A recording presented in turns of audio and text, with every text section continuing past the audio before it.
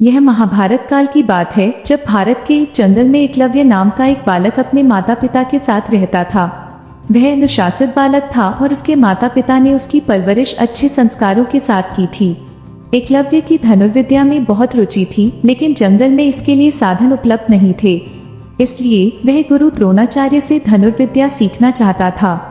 गुरु द्रोणाचार्य उन दिनों राजकुमारों अर्थात पांडव और कौरवों को धनुर्विद्या सिखा रहे थे और उन्होंने भीष्म पितामह को वचन दिया था कि वह राजकुमारों के अलावा किसी को भी धनुर्विद्या का ज्ञान नहीं देंगे।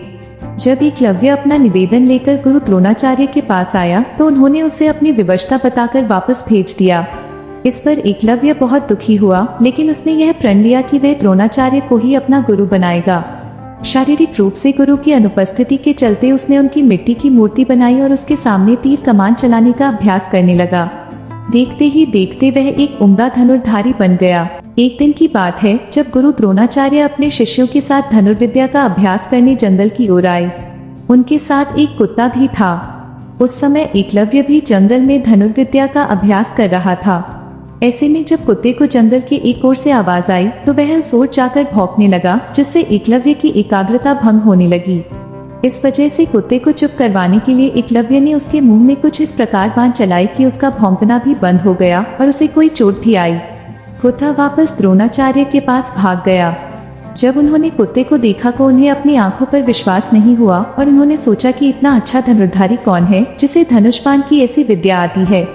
जब उन्होंने जाकर देखा तो उनके सामने हाथ में धनुष लिए एकलव्य खड़ा था।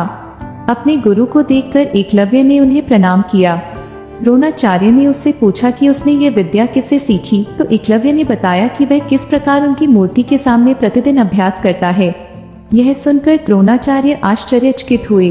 दरअसल गुरु द्रोणाचार्य ने अर्जुन को वचन दिया था कि उससे बेहतर धनुर्धारी कोई नहीं होगा, लेकिन एकलव्य की विद्या उनके इस वचन में बाधा बन रही थी। ऐसे में उन्हें एक युक्ति सूझी। उन्होंने एकलव्य से कहा, वत्स, तुमने मुझसे शिक्षा तो ले ली, लेकिन मुझे गुरु दक्षिणा तो अभी तक नहीं दी है। आदेश करें गुरुवर, आपको दक्षिणा में क्या चाहिए? एकलव्य ने कहा। एकलव्य की बात का जवाब देते हुए द्रोणाचार्य ने कहा कि गुरु दक्षिणा में मुझे तुम्हारे दाहिने हाथ का अंगूठा चाहिए। यह सुनकर एकलव्य ने तुरंत अपनी कृपाण निकाली और अपना अंगूठा काटकर गुरु द्रोणाचार्य के चरणों में रख दिया। इस घटना की वजह से एकलव्य का नाम एक आदर्श शिष्य के रूप में आज भी याद किया जाता है। कहानी से सीख। बच्चों, वीर एकलव्य की कहानी से हमें ये शिक्षा मिलती है कि अगर हम अपने लक्ष्य के प्रति पूरी तरह समर्पित हैं, तो उसे हासिल करने के बीच में आने वाली कोई भी बाधा अहमियत नहीं रखती।